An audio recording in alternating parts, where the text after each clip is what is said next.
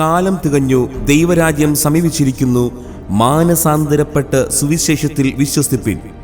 ദക്ഷിണ കേരള മഹാ ഇടവക CSI പുളിയറവിള സഭയുടെ 21ാമത് സഭാദിനാഘോഷവും കൺവെൻഷൻ യോഗങ്ങളും 2024 ഏപ്രിൽ 24 ബുധൻ മുതൽ 28-ാം തീയതി ഞായറാഴ്ച വരെ നടത്തപ്പെടുന്നു.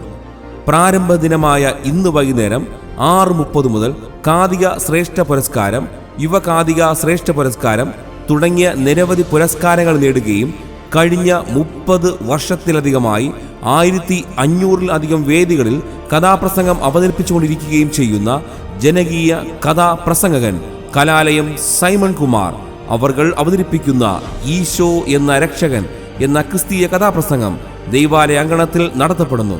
ശ്രീ സൈമൺ കുമാർ രചിച്ച ഈ കഥാപ്രസംഗത്തിന്റെ ആദ്യ അവതരണം കൂടെയാണ്.